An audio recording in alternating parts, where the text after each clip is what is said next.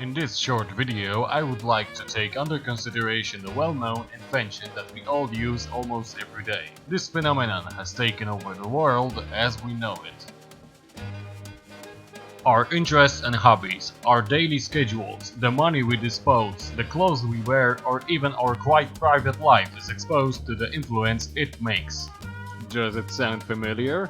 Nowadays, everybody uses it, but unfortunately, not everyone understands what the internet really is. This video is for those curious individuals and for anyone else who wants to learn about the internet. We are going to go over the basics. What the internet is, how it works, and how if you use the internet, it affects your life daily. But do you know what the internet is already? Stick around anyway, you might learn something. The internet is a global system of interconnected computer networks that use the internet protocol suite to link billions of devices worldwide.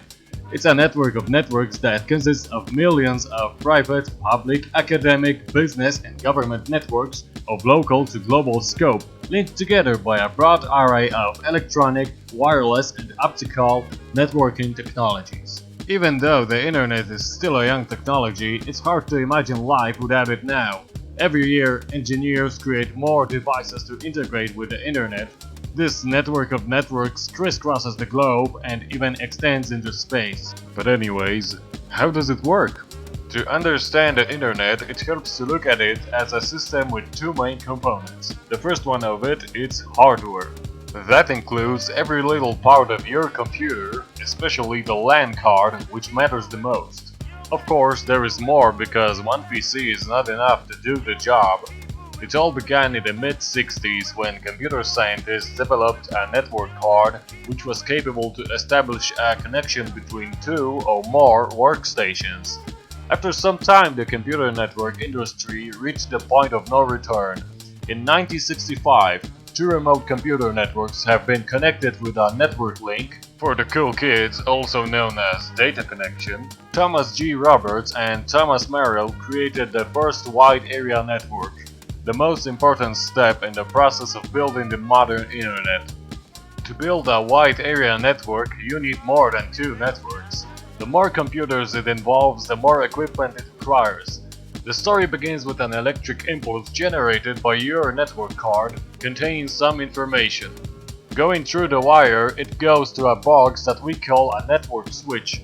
It is a network device used to connect many computers into one network. The switches are connected to other switches which can connect other networks, creating a large structure of so-called endpoint devices, such as your computer, your smartphone or a printer. Later on, all of the switches are finally connected to a router, which is a device that logically manages the network itself. The routers have its own brain, not very clever, but very fast in processing information. The main function of a router is to perform the traffic directing. No, not the traffic, it's the other kind of traffic. Well, anyway, the device has a map of networks connected to it and leads your electric impulse to a certain place in the wide area network. Another main function of the router is to give other devices IP addresses. These are like typical addresses you know in your neighborhood and other cities. Well, let's say your house has the number 8, your neighborhood has the number 1, your city has the number 168, and your state is 192. When we look at these numbers from some distance, we can see a logical connection. When we put a dot between these numbers, we will get 192.168.1.8. It's exactly the same type of thinking a router does. When two states are next to each other, it is possible to distinguish a relationship between them. Let's step further. When we consider our home address as .8 as a separate network, we will eventually create a network within a network. Because that number 8 contains just another router which can create another network and so on. Moreover, the networks are connected to servers which may work as routers or work to keep online services running. A fine example of an internet online service might be an Apache server which manages a web page.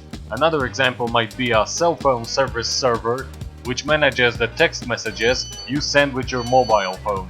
To summarize, the whole network, or the internet, exists thanks to these IP addresses, which are millions all over the planet. Now's the time for the second major component, the software.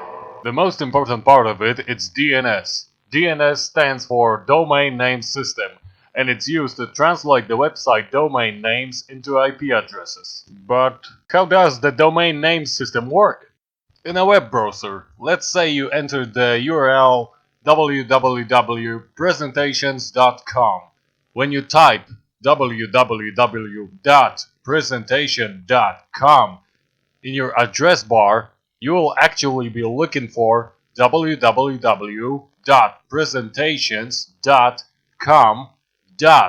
Yes, there is a dot at the end of the domain name. One that you never see and one that you never type. When you type www.google.com, you are actually going to the page www.google.com. Seriously. Anyway, the end dot represents the root of the internet namespace. The root. Why is this so important? Because this is where it all begins. When you first search for www.presentation.com, your browser and your operating system will first check if they know that IP address already. It could be configured on the computer or be in memory, what the cool kids call cache. No, not the cache. Never mind. So the browser asks the operating system and they both don't know where www.presentation.com is. What happens next? The operating system is configured to ask a resolving name server for an IP address it does not know. The resolving name servers are the workhorses for the DNS lookup. It's either configured manually or automatically within your operating system. Your operating system asks or queries the resolving name server for www.presentation.com. The resolving name server may or may not have this in memory, cache. For the sake of this presentation, it has not. The only thing that all resolving name servers should know is where to find the root name servers. Yes, that enigmatic dot that appears at the end of every domain name you type in that address bar. The root name servers will reply, I don't know, but I do know where to find the com name servers. Try there. The com name servers are called the top-level domain name servers, or TLD servers. The resolving name server then takes all of the information from the root server, puts it in its cache, and then goes direct to the TLD name servers. When the resolving name server queries www.presentation.com, the TLD name server responds, I don't know, but I do know where to find the presentation.com name servers. Try there. This next set of the name servers are the authority name servers. So how did the COM-TLD name servers know which authority name servers to use? With the help of the domain registrar. When a domain is purchased, the registrar is told which authoritative name server that domain should use. They notify your organization responsible of the top-level domain, the registry, and tells them to update the TLD name servers. So anyway, the resolving name server takes the response from the TLD server, stores it in cache, and then queries the presentation.com servers. At this point, the authoritative name server will say, Hey, I know where that is. Tell your browser to go to the IP address 192.168.1.1. The resolving name server takes that information from the authoritative name server, puts it in its cache, and gives a reply to the operating system. The operating system then gets this into the browser, and the browser then makes a connection to the IP address 192.168.1.1. Pretty cool, huh? Well, the process seems complex, and Believe me, it is. this whole cycle takes less than takes you to blink an eye. The DNS and the internet was designed to work extremely fast and efficiently. Once you understand this, you can clearly see the many different phases of the network we all use every day.